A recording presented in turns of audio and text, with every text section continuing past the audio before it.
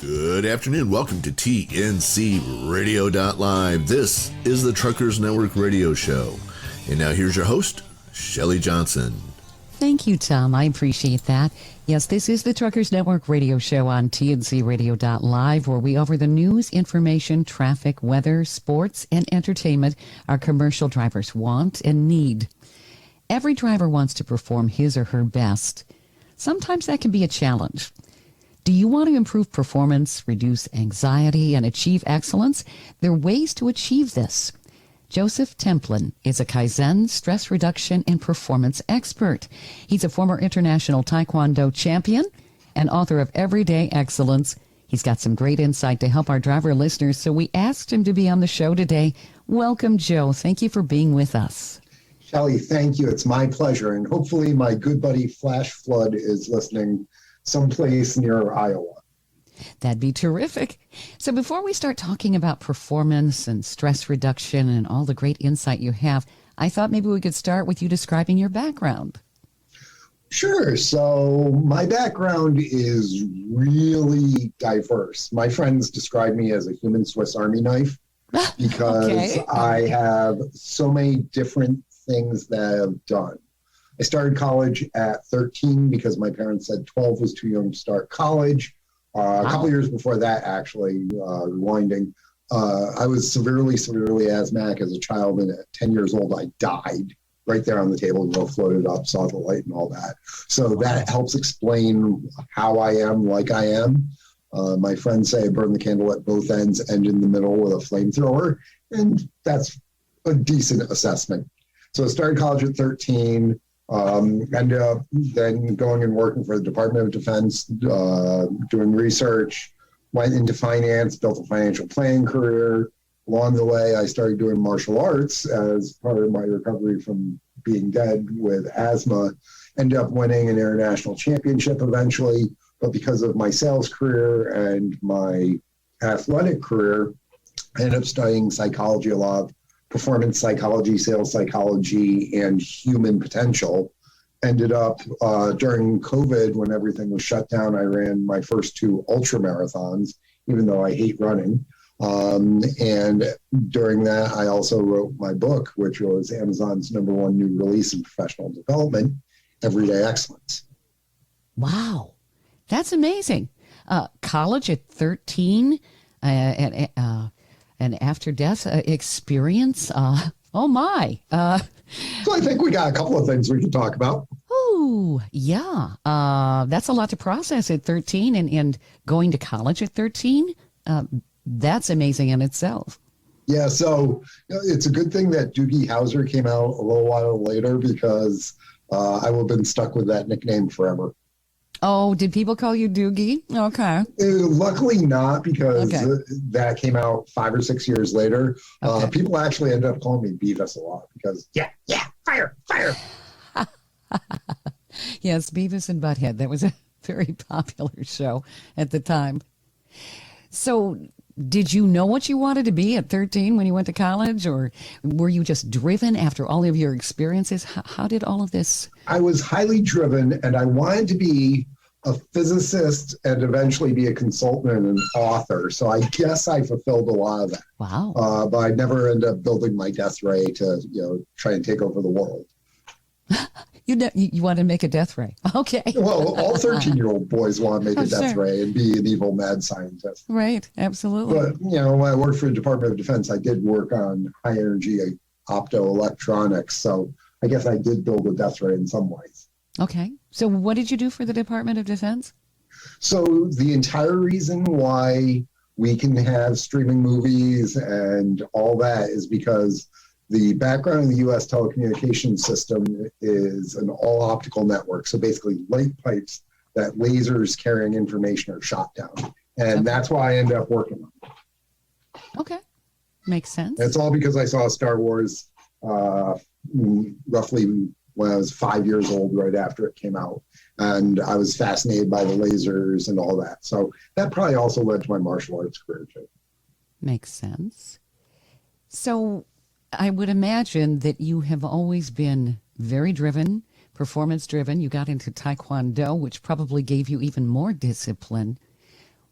what has driven you, and how did you learn to teach people how to improve? So teaching people, my mom was a nun and then a college professor. I'm one of 6 kids. That's an entirely different conversation as to how the nun had 6 kids. Right, yes. So I have been around educators for my entire life. And my mom always stressed that, the old saying by Mark Twain, never let school interfere with your education. So we had like bug jugs and we had the encyclopedia. We were always encouraged to do experiments and to, my mom taught me to hotwire a car and how to distill alcohol. Yes. Hotwire a car. That's pretty good. Yeah. How does a former nun know how to hotwire a car? She was the youngest of 7 kids growing up on a farm. Sometimes you had to do stuff like that. Okay. So, we were just encouraged to learn and drive. And I remember when I was like 9 or 10 years old, I told her I wanted to learn everything there was to learn.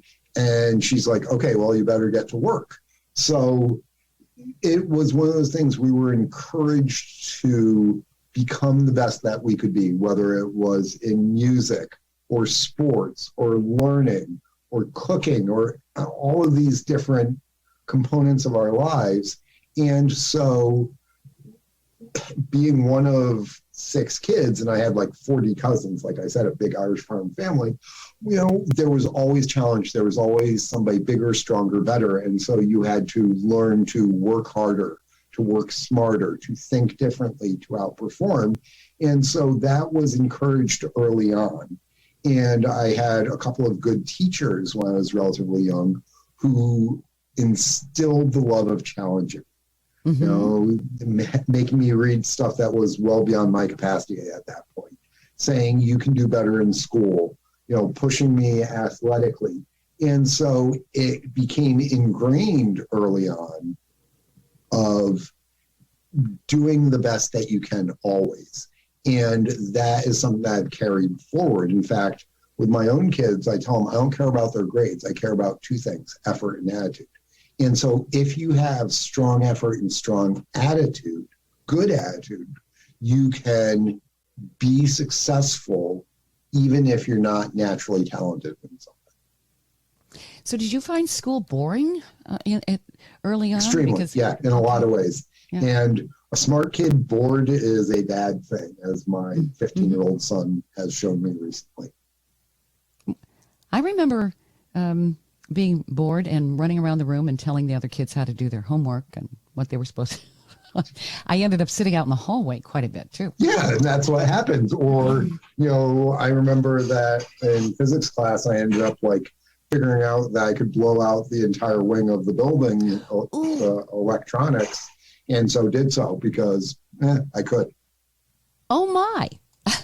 So you spent a few times in the principal's office, maybe? Yeah, the principal was on a first-name basis with me, and I did what the assistant principal's daughter. My mom got regular calls, and I was actually the good one out of the kids. My brothers and sisters were even more dynamic, as it were. Well, I imagine it would have been very competitive. Just out of curiosity, I'm still finding it amazing that you went to college at 13. What school was that? That was Johns Hopkins University. Oh, my. So okay. The CTY program, same program that Lady Gaga and Mark Zuckerberg went to. I didn't know Lady Gaga went there. Yes, she was in the music department, actually, or the music program. Okay. She, is a brilliant marketer, but she is also an incredibly gifted musician. Yes. Yes, she is. And when you think of Johns Hopkins, you don't think of music. I think you think of medicine. You think of medicine, right. But they were one of the leaders in education for gifted and talented youth. So teenagers who were wicked smart and needed to be in an environment with other individuals so that they could be challenged and accepted. Because being the smart kid very often means that you get picked on, means that you get ostracized. And so putting people among their peers allows them to realize that other people are just as smart, and being geeky or nerdy is not a downfall. It's not a weakness. It's just merely the way you are. That's true. Yeah, and especially at adolescence, you want to belong so desperately. You don't want to be different, even though different is a good thing. And we learn as adults that being unique is a cool thing, and we want to expand upon those things, and especially when it comes to achievement and performance, and understand our strengths, which is why we have you here. We're talking with Joseph Templin. We do have to go to break here. He's a Kaizen and stress reduction and performance expert, and he's the author of Everyday Excellence. Stay tuned for more right here on TNCRadio.live. This blog on TNCRadio.live is brought to you by the Truckers Network at app.thetruckersnetwork.net. 5 easy steps to help truckers stay awake while driving. Driving 11 hours a day, 7 days a week can be emotionally and physically exhausting. Sleep's a very important part of a long-haul truck driver's life. Being well rested and alert makes driving a lot more safe for both the trucker and other drivers on the road. Getting enough sleep may sound easier than it seems. Living on the road makes it difficult to get the recommended 8 hours of sleep. In fact, it's common for truckers to not get 8 hours of sleep due to the 11-hour work shift. To help, we've put together 5 tips to help truckers stay awake while driving. Take vitamins. One way truckers can stay awake while driving is by taking vitamins. Not only are vitamins good energy boosters, they have tons of other health benefits too. Vitamin B helps with fatigue, depression, mood boosting, and muscle weakness. Consider adding vitamins to your morning routine. Eat healthy. An unhealthy diet has a huge impact on one's overall health. Jennifer Sachek, PhD now, says our bodies rely on the energy and nutrients we get from food. So what you eat, and how and when you eat it, can either drain you or sustain you. It might be more convenient to stop at a fast food restaurant or truck stop, but constantly eating junk food drains your energy. Check out our blog on quick and healthy meals for truckers for healthy food ideas. Take a nap. Before you hit the road, consider taking a short 20-minute nap. Several studies have shown that a quick nap immediately increases alertness and gives a boost in cognitive performance. Stay hydrated. Water has many health benefits. One benefit is reducing the chance of being fatigued. Drinking a pint of cold water is a great way to refresh yourself and stay more alert. Listen to upbeat music. Listening to upbeat music will have you tapping your foot, singing along, and stay on alert in no time. Avoid listening to relaxing music or audiobooks. These tend to make drivers more relaxed and sleepy. Truckers have a very demanding job. In order to deal with the stress and demand, it's very important to get the right amount of sleep. Hopefully, these 5 tips will help truckers stay awake while driving. This blog has been brought to you by the Truckers Network at app.thetruckersnetwork.net. Hey drivers, did you hear music on TNCRadio.live that you really liked? Or maybe you heard us interview an author of a book you'd like to read or listen to. You can get the books, music, and other products you hear about by going to our website at www.tncradio.live and clicking on the shopping cart. Welcome back to the Truckers Network radio show here on TNCRadio.live. I'm Shelley Johnson, and I'm speaking with Joseph Templin. He's a Kaizen and stress reduction and performance expert. He's been telling us a little bit about his background, which is amazing in and of itself. Joe, in addition to being a performance expert, you help people with stress and anxiety. And as we know, the past 3 years, 2 years, we've had a ton of that. Did you want to talk about that? Yeah. So stress is actually one of the most deadly exposures we have in our culture. Stress creates cortisol in your system, the stress hormone, and that creates inflammation, which also accelerates aging. So when you're stressed out, you are actually dying at a quicker rate. Now, I'm the bearer of bad news here. However, there are a lot of things that can be done to reduce the cortisol in your system, to reduce the stress that we are undergoing. And you can actually nearly halt or reverse the aging process by doing certain things. And so that's one of the ideas I'd love to explore with you today, because your listeners are in stressful environments on the road, the noise, the pollution, the other drivers, which is the biggest problem on the road right now. Oh, yeah. So there's some ideas that we can use to help your listeners get through the day in a better way and help promote overall mental and physical health. That'd be wonderful because, yes, driving is probably one of the most stressful jobs out there. And the past couple years have been just adding to that, not just the people on the roads that they encounter, but all of the challenges they had with things being closed during the pandemic. And wow, it really takes a lot of endurance. The people in the shipping business who get things from point A to point B were among the most unsung heroes of the pandemic. So I want to tell anybody listening, thank you for doing what you do. So in terms of stress, there are a lot of things that we can do to help reduce it. And one of the things with the stress that truckers are going through is it's a sedentary lifestyle. You're sitting there for 8 hours. And sitting is the current generation's equivalent of smoking. It in and of itself is really bad for the body. So it's also bad for the mind. If you look at an EEG, a brain scan of somebody who has been seated for 4 hours, most of the brain is turned off. Oh, wow. And this is actually not a good thing because it decreases our awareness of what's going on around us, which could lead to more accidents, but it also promotes premature aging. So your listeners are actually listening to this, and that's a good thing because they're getting mental stimulation. Getting stimulation, whether it's listening to audiobooks, podcasts, or music, actually, is one of the things that can light the brain back up. Somebody who listens to music for 15 minutes and then you do an EEG, the entire thing's lit up like a Christmas tree. One of the only things that equals that is harsh physical activity.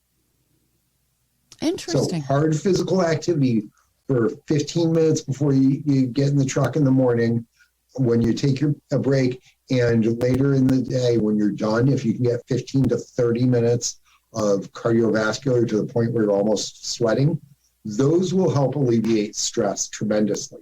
So if you're getting the mental stimulation and the physical stimulation, the combination of those two things spread throughout your day will reduce the cortisol and increase your dopamine and serotonin and the various other things, especially the oxytocin in your system, which will offset a lot of that stress.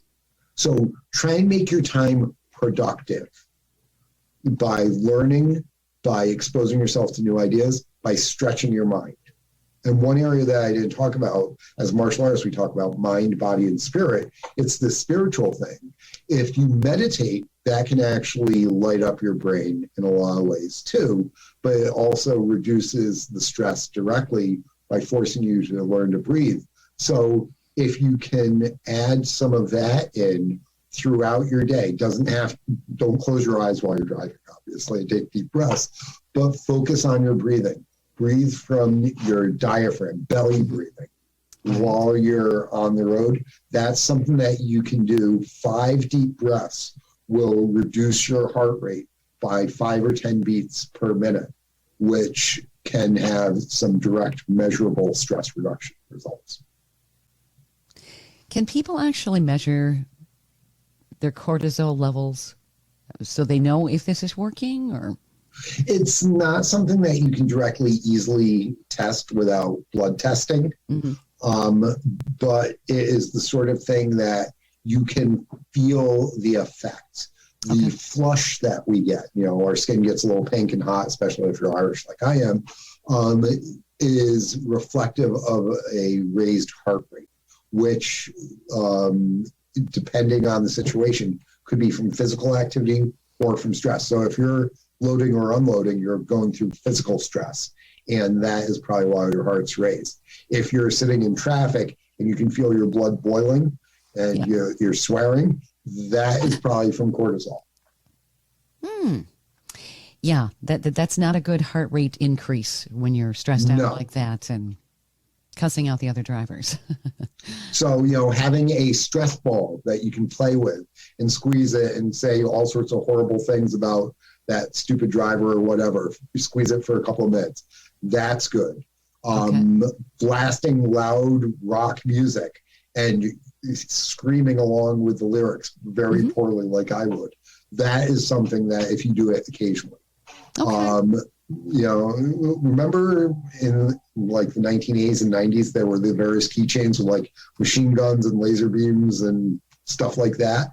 I would love to see those come on back, or because just the little actions like that allow people to literally turn the page on a stressful situation. They feel like they've got a little control or something. Yeah, basically you go pew, pew, pew, and you blow something up. At least mentally, it allows you to then remove it from your mind. So literally mentally blowing up the Death Star, or, shooting the rocket at the idiot who just cut you off and visualizing them exploding. That's not a bad thing.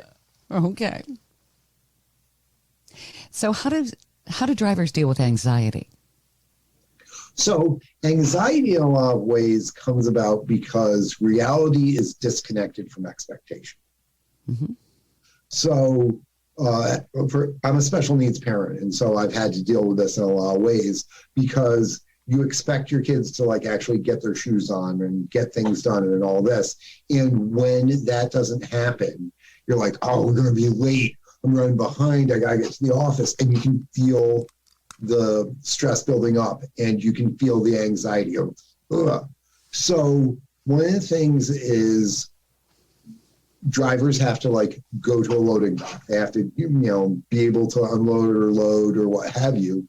And we expect that when we show up, we're going to be able to complete our task, whether it's loading or unloading, relatively efficient. Right. And when it doesn't, that creates the stress and anxiety because you're like, oh, I'm not going to be able to reach my destination in time. I'm going to be late. It's all this stuff. So if there's any way to build in a little bit of a cushion, even if it's just 5 minutes, or knowing on the road, all right, we're expecting X distance out of this. If I can't achieve that, what is my backup plan? Having backup plans, alternatives, is something that we've worked with autistic kids and the parents around them to be able to develop. So if we can't do X, what's our plan so that we don't have a meltdown? And we as big people need to have that same sort of concept. If things break down, what are my backup plans? Because if you have plan B and plan C, if plan A doesn't exactly play out the way that you want, you're still going to be okay. It's when we feel like we have no power, when we feel like there's no control, right? When we feel like other things beyond our control are screwing it up, and we're going to pay the price. We're going to pay the penalty. So if we can have backup plans, even if they're not perfect, that can help alleviate that. And that will reduce the anxiety and the stress, being able to say, oh, plan B, oh, plan C. Excellent. So you're kind of creating a safety net in a way for yourself, which makes total sense. I wouldn't call it a safety net. I would call it an escape route. So one of the things I was taught while I was driving was that you always have a plan to escape. So if you're behind, somebody, you have your way to move to the right, you have your way to move to the left, you have ways to slow down, so that if something beyond your control happens, you are not stuck in an accident because there was no alternative other than plowing forward. Makes sense. We have to go to break here. I love your insight here, Joe. This is some very valuable information that our drivers can definitely use. We're talking with Joseph Templin. He's a Kaizen and stress reduction and performance expert. You're listening to the Truckers Network radio show here on TNCRadio.live. We're going to be back with more great insight from Joe coming up, so definitely stay tuned right here on TNCRadio.live. We'll be back. This blog on tncradio.live is brought to you by the Truckers Network at app.thetruckersnetwork.net. 6 safety tips for truck drivers while driving in the rain. As a truck driver, you'll experience driving in dangerous weather conditions. Driving in the rain creates difficult and dangerous driving conditions for truckers. It's important for truck drivers to be alert and cautious when driving in the rain. Check out our 6 safety tips for truck drivers while driving in the rain. Slow down. Wet roads make it difficult for a driver to control their truck. A good rule of thumb is to drive 5 miles per hour below the speed limit. In some cases, you might have to drive more than 5 miles an hour below. Professional truck drivers adjust their speed according to the weather. When driving in dangerous conditions, only drive the speed you're comfortable with. Leave space. Leaving the appropriate amount of space between each vehicle will give a truck driver enough time to react. A fully loaded tractor trailer traveling at 65 miles an hour needs about 5 seconds of space to stop. Drivers will have to increase the space between the cars while driving in dangerous weather conditions. Maintain your vehicle. Having your vehicle routinely checked will make driving in the rain more safe. Frequently check your truck's tires to make sure they have enough tread. Also, check your windshield wipers to see if they're working properly. Avoid standing water. Driving through standing water increases the chance of hydroplaning. Hydroplaning causes a driver to lose control of the truck and can result in serious injuries. Standing water also hides potholes and other debris that might be on the road. It's important to always avoid standing water while driving in the rain. Wear your seatbelt. Wearing a seatbelt is a requirement for all truckers, especially in dangerous weather conditions. Eliminate distractions. While driving in the rain, eliminate all distractions. If you drive with the radio on, turn the volume low so you can concentrate. Avoid touching your GPS or looking at it for long periods of time, and avoid using your cell phone. This blog on tncradio.live has been brought to you by the Truckers Network at app.thetruckersnetwork.net. Hello, everybody. This is Todd Dewey from the hit show Ice Road Truckers on the History Channel. And my source of radio and all truckers news, I go to tncradio.live. Welcome back to the Truckers Network radio show here on tncradio.live. I'm Shelley Johnson, and I'm talking with Joseph Templin, who's a Kaizen and stress reduction and performance expert. He's also an author. He's written the book Everyday Excellence. Joe, you've been offering some excellent insight in our previous segment, and your book teaches a lot of the principles involving stress and anxiety reduction. I thought maybe we could talk a little bit about what your book's about. Sure, would love to do that. So the book, Everyday Excellence, is essentially a multivitamin for life because we all have these different dimensions that are important to us. We have our work, we have our physical health, we have our mental health, we have our relationships, we have our spiritual health, we have our communication with other individuals. And all too often, different components of this get overlooked. And what happens if something gets overlooked for too long is it naturally declines. You know, it's like the backyard. If you don't mow it for a month, suddenly it's a jungle. Or we need to work on these different things, but people feel like it's overwhelming.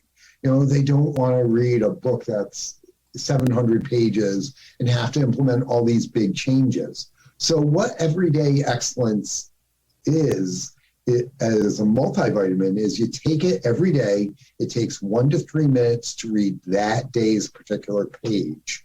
And it gives you insight into a couple of different areas. But then there's always an action item, simply because a lot of the daily readers give you all these wonderful ideas, woo, woo, woo, but then there's no translation to reality.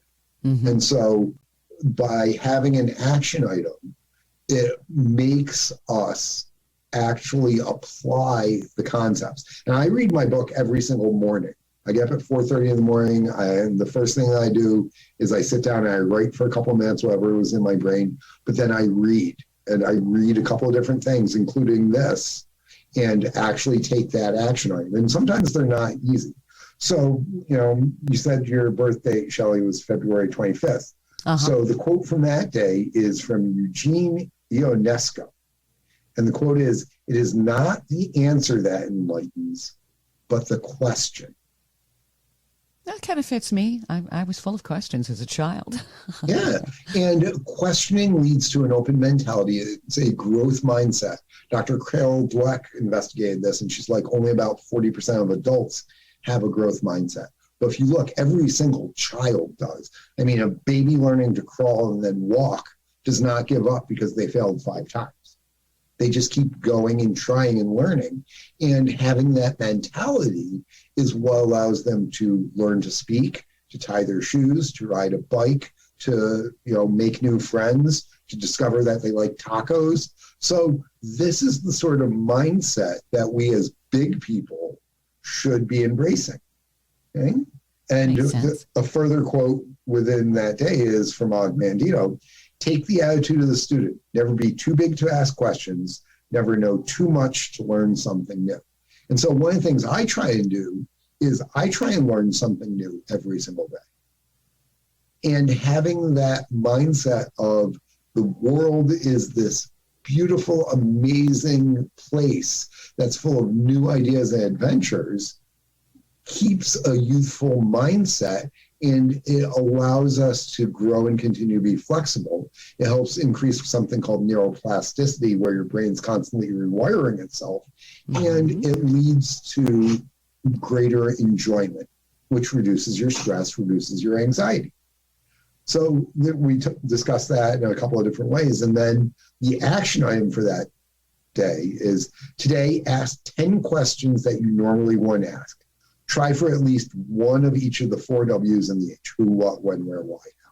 So if we ask more questions, it leads to an increasing fascination with the world. And the more fascinated we are, the more youthful enthusiasm and joy we can have, just like kids. And by engaging our neocortex much more, it actually decreases the power of the crocodile brain, the very back, the brainstem, which is where we have our fight or flight instincts. So by asking more questions, getting more engaged, being more in a state of wonderment, we have a much richer and healthier life. And this is something that, going back to what we were talking about in the first segment, trying to learn new things, listen to podcasts, audiobooks, explore new concepts, new ideas, that is directly related to that day's guidance, in that asking more questions will continue to allow us to be thriving and developing as human beings. I think as people grow older, past their 20s, they start getting more rigid gradually. You see that. They're stuck in listening to the music that they enjoyed in, growing up and in their 20s and 30s, and they don't want to learn new stuff. They don't want to hear new stuff. They get stuck in a rut. Why is that? Well, partially because music today sucks. I'm just going to say that straight out. Right. Okay. And if I offend somebody, too bad. You also have to know when to stick to your guns. But there's actually some good music out there, some new stuff. So find a way to open up to new music, if something that's completely different than what you would normally listen to. So if you've never listened to rap, ask somebody who listens to rap for 3 rap songs to listen to, just to expand your horizons. When you pull into a new town, try some food that you would never try. I mean, one of the things I love is when I go on the road speaking, I always find the local brew pub so I can try local beer, because I like beer. I'm Irish German. Hang out with a 5-year-old and have them, talk to you about their favorite dinosaur, or the new rock that they found, or what video games that they're playing, because it will force you into thinking like a 5-year-old in some capacities. It will force you into that open and growth mindset. Expose yourself to something new. If you are on one side of the political aisle, listen to somebody from the other side, because it will make you challenge your thinking. If you never liked one particular artist, explore them a little bit, just so that you can understand why. Expose yourself to these things that make you question your belief system, or expose you to new ideas beyond your circle of knowledge. And doing so will get you into that more open mindset, that more growth mentality. And who knows, you might find something that actually interests you. You might find something that you like. You might change your belief system. You might learn something new. You might say, oh, that's interesting, and go down a rabbit hole. And by doing that, you're growing and developing yourself. And those side quests on life actually are one very enjoyable thing. And coming back to earlier discussions, that exploration idea, that seeking of something gives you a little bit of micro purpose and decreases your cortisol, decreases your stress, because you build your fascination. Right. So some people would say, well, I'm doing that on social media. I sit down and I'm on the couch and I'm watching television. Does that have the same effect, or does that basically put you to sleep? What I would recommend that you do is, instead of sitting down on the couch doing it, get up and do a calisthenic workout while you're doing it, so that you've got your blood flowing, which will reverse the aging process in a lot of ways. But also, when you work out, when you are exercising, it actually increases your mental capacity. It increases your mental uptake. If you exercise and then study immediately afterwards, you're roughly 20% more likely to retain that information. Really? Yes. Interesting. So when we tell kids, shut up and sit down in school, we're actually doing the absolute worst possible thing for learning. Kids are meant to move and learn. And so make a game out of it. So instead of sitting on the couch and watching TV, I used to do my martial arts while watching the TV. I would put myself in the stretch monster and watch TV. I would ride a bike and watch the Yankees game, or be on the treadmill watching a movie. You can multitask like this, and we all have 86,400 seconds in a day. If you can double dip in some capacity like this to be able to get multiple usage, whether it's listening to something like this while driving, whether it's walking while talking to your significant other on the phone at the end of the day, whether it is working out while watching a movie, doing these things, one, you're going to extract more from them, but two, you're going to have a fuller, more vibrant life in a lot of ways. Interesting. So when I was studying for exams in college and walking around with my notebook, and I always found that I would retain things better if I wrote them down and then highlighted it, and I could remember approximately where I put my notes when I would go take the exam. But I'd be walking around talking to myself.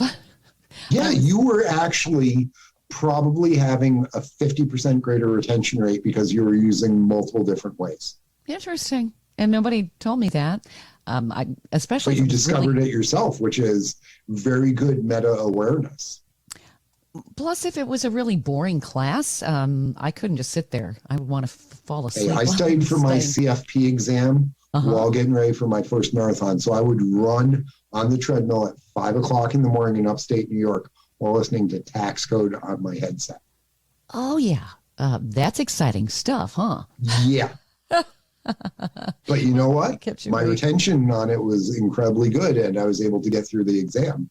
So if you're one of the things, a lot of your listeners could be pursuing degrees and learning a tremendous amount while they are on the road. MIT's got its entire course curriculum available on YouTube for free. People can listen to anything from psychology to physics to history and just continuously add new knowledge into themselves that they can then use and extract at bizarre times. So people could call you a walking encyclopedia. That's always helpful. The computer that wore tennis shoes was the old Jerry Lewis movie. Yeah. This is really cool information, Joe. We do have to go to break. We're talking with Joseph Templin, a Kaizen and stress reduction and performance expert. He's the author of Everyday Excellence. You're listening to the Truckers Network radio show here on TNCRadio.live. We'll be back with more coming up, so stay tuned. Being on the road can make you feel free, excited, and adventurous. It can also make you feel lonely and even depressed. So it's important for truckers, especially long-haul truck drivers, to bring items on the road to keep them entertained. Truckers have 10 hours off for a 24-hour day. Depending on how long the driver sleeps, there can be several hours where the trucker has nothing to do. We've broken down the list of essential items to keep in your truck in several different categories. The second category we talk about is entertainment. Laptop or tablet. Bring a laptop or tablet and stream your favorite movies or TV shows. If you don't have access to Wi-Fi or a personal hotspot, you can still bring your laptop, some DVDs, and watch a movie. Game console. Playing games is a great way to keep yourself entertained. You can also play with your friends.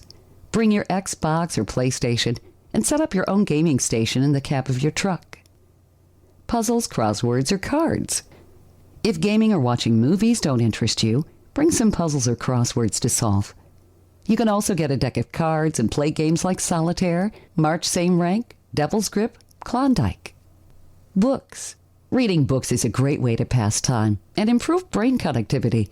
Some popular trucker books include The Highway by C.J. Box, Blue Highways by William Least Heat Moon, Paradise Valley by C.J. Box, Rough Way to the Highway by Kelly Mac McCoy. Exercise equipment. Truck drivers' health suffers from the lack of exercise. Bringing exercise equipment on the road will keep you entertained and improve your overall well-being. There's several portable exercise equipment items you can store in the cab of your truck. They include dumbbells, resistance bands, kettlebells, and running shoes. For the latest in traffic, weather, and information, catch the Morning Grind weekdays right here on tncradio.live.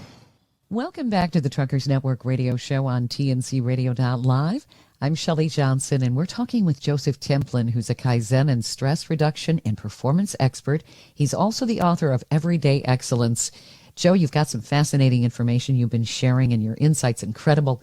I understand you also have some insight you could share about depression and mental health and how that can, maybe you could help some of the drivers with some insight. Absolutely. And one of the things is this is something that needs to be talked about. And during the pandemic, it was talked about more, but we're still not to the level of openness around it like we need to be with some of the more physical ailments and needs that people have. So before COVID hit, I actually did a talk in 2019 for graduating seniors. And at that point, seniors graduating from college, class of 2019, 40% had sought treatment for depression or anxiety or something along those lines. And the estimate was that an additional 20+% had issues but hadn't seen it.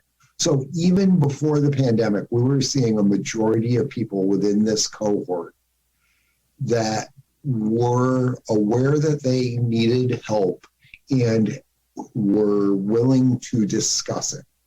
And so if nothing else good comes from the pandemic, I think we're seeing an acceptance of stress and needing that human connection, that discussion, that assistance around mental health. And an example that I use is, Shelley, can you just wave your arms and fly? Well, I thought so as a child, but I know better now. Okay, so we can't overcome gravity just by wishing and thinking and, flapping our arms. So we build airplanes and rocket ships, and we use technology and more advanced ideas to be able to overcome that. The gravity of depression is very similar. And human connection, being able to interact with other individuals and have a discussion around this is one of the most critical things. So my best friend in the world, we've been best friends since we were 14 years old when I got her in trouble, Ziam, she's had issues throughout the past. And one of the things that we started doing about 6 months ago is we use an app called Marco Polo. lets you send these little video chats back and forth. And we've been using it for a couple of months. And so every morning we just give each other a quick hello. And, she's going through a divorce. I went through a divorce, stress with our kids, stress with work, and just being able to send a 20-second clip. Hey, I'm concerned about this. I'm worried about this. I'm going through this. Hey, here's something really cool that happened. Check out this frog that I found, or what have you. Going back and forth, having that sharing helps alleviate the stress and risk, because it's not necessarily what we're saying. It's knowing I have somebody I can talk to if need be. Sure. So having that person in your life that you can send a quick message to. I don't care if you're using Marco Polo, Snapchat, FaceTime video, what have you. Having a couple of people like that who you can say, hey, I'm stressed. Hey, I'm worried. Hey, I see you're, under stress too, that you can have these human connections with. That is absolutely critical.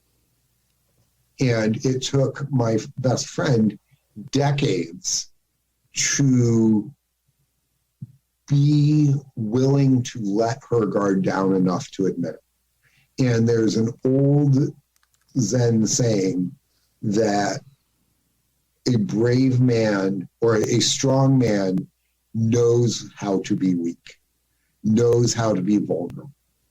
And so that's one of the things that I want to reach out to your listeners. I would do a lot of work with PTSD, with veterans from the United States and beyond, and being willing to admit it, being willing to reach out to somebody, even if it's virtually, goes a long way. The other thing is that when you are feeling the darkness come, when you're feeling the clouds build, change something. Go for a walk. We talked about how you light up the entire brain from the EEG point of view with exercise, or upbeat music. Find a couple of songs, whether it's Don't Worry, Be Happy or the Rocky theme, or, just something poppy and happy that gets you going.